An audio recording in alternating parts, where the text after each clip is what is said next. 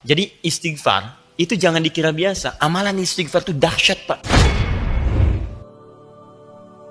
Jadi begitu dia selesai tahajud, dia istighfar. Makanya ngatur waktu selepas Ramadan. Kalau nggak bisa bangun lebih awal, mendekat ke arah fajar. Fajar 4:30, bangunlah mesti jam 3. Siap-siap dulu, kan? Mandi macam-macam, sholat. Mungkin dapatnya 2 rakaat, witir 1 rakaat.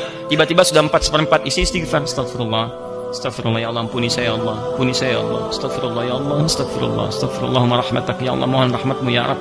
Itu orang seperti itu. Allahu Akbar. Bahkan disandingkan nanti, itu amalannya disandingkan dengan orang jujur, orang infak dan sebagainya. Buka Quran surah ketiga ayat 17. Ya. As-sabirina was-sadiqina wal-qanitina wal-munfikina wal-mustaghfirina bil ashar.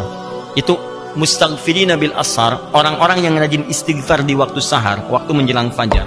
Itu disandingkan dengan orang sabar, disandingkan dengan orang jujur, shadiqin. Wal qanitina disandingkan dengan orang khusyuk, yang sering tawakal kepada Allah, disandingkan dengan orang infak. Jadi istighfar itu jangan dikira biasa. Amalan istighfar itu dahsyat, Pak. Dahsyat. Itu bisa senilai dengan infak, senilai dengan sabar, senilai dengan khusyuk kepada Allah. Makanya banyak para ulama kalau punya waktu singkat, dia ingin memohon dengan banyak, dia hanya akan istighfar. Seperti waktu singkat antara 2 khutbah Jumat itu. Makanya khatib mengatakan fastaghfiru, ayo istighfar aja, istighfar. Jadi kalau doa Anda terlampau banyak, Anda mendingan istighfar. Sebab istighfar itu ketika Allah ampuni dosa Anda plus dengan mengabulkan segala keinginan Anda. Diberikan seketika. Kan saya pernah kisahkan dulu kisah tukang roti dengan salah seorang imam besar itu, Imam Ahmad bin Hanbal. Pernah saya kisahkan kan?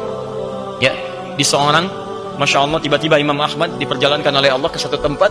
Begitu jalan, capek, ya, beliau ingin istirahat satu masjid. Begitu masuk, diusir oleh marbot masjid, imam besar. Karena cuma tahu aja Imam Ahmad, tapi nggak pernah melihat parasnya. Kan dulu belum ada media sosial. Ya, sekarang kan udah bisa bikin status. Tapi, masuk, ya lah, ukhruj, keluar. Lana astari, Imam Ahmad tahu hukum fikih, saya istirahat sejenak. La, barah. Kasar, barah. Barah itu udah kasar. Ukhruj itu keluar, barah kasar. Masya Allah, keluar, istirahat di luar di selasaran. Kata marbot ini, ente, roh, enak, roh. Ukhruj masih sopan. Barah kasar. Roh. Itu lebih kasar lagi. Roh. Keluar dengan roh-rohnya sekalian. Keluar, rohnya pun nggak boleh di sini, keluar. Ini paling kasar lagi. Jadi kalau Anda ke Mesir daerah itu, kemudian orang mengatakan roh, itu sedang marah. Roh, anta roh. Iya, saya punya roh di sini. Roh, saya punya roh. Gak usah dilawan, sedang marah. Begitu diusir, Muhammad belum paham, saya mau istirahat, capek, diusir. Begitu jalan, sedang jalan, tiba-tiba tukang roti sedang nyusun adonan begini, dia melihat. Ya Syekh, Masya Allah, inzil huna, Syekh, kelihatannya kok capek, istirahatlah di sini. Istirahatlah Imam Ahmad, memang capek. Begitu sedang istirahat, diperlakukan dengan luar biasa indahnya, sopannya, takrimnya. Tiba-tiba tukang roti ini bikin adonan. Setiap dia membuat, dia selalu istighfar. Astagfirullahaladzim. Tata istighfar lagi.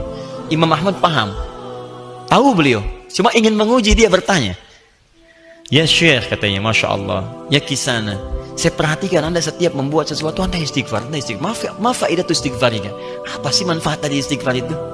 Masya Allah.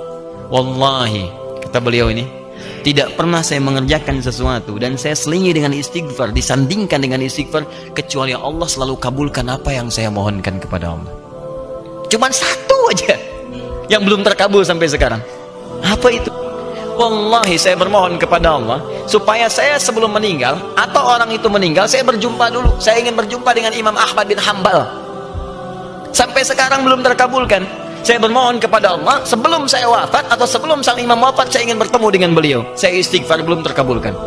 Kata Imam Ahmad, Allahu Akbar, mana? Ya Allah, rupanya ini yang memperjalankan saya dari tempat saya tinggal, masuk ke masjid sampai keluar dari rumah Allah, ditempatkan di tempat Anda gara-gara istighfar kamu itu. Allahu Akbar. Jangan lakukan pada saya. Astagfirullah. Repot saya. Luar biasa. Isi dan faedah istighfar itu tinggi. Salah satunya jadi penghuni surga tingkat 2, level kedua, VIP tinggi. Astagfirullah, astagfirullah, astagfirullah. Dan kita akan terjaga. Karena orang istighfar itu, dia mengembalikan kondisi dirinya dari yang kotor jadi baik. Dia tobat dari dosa.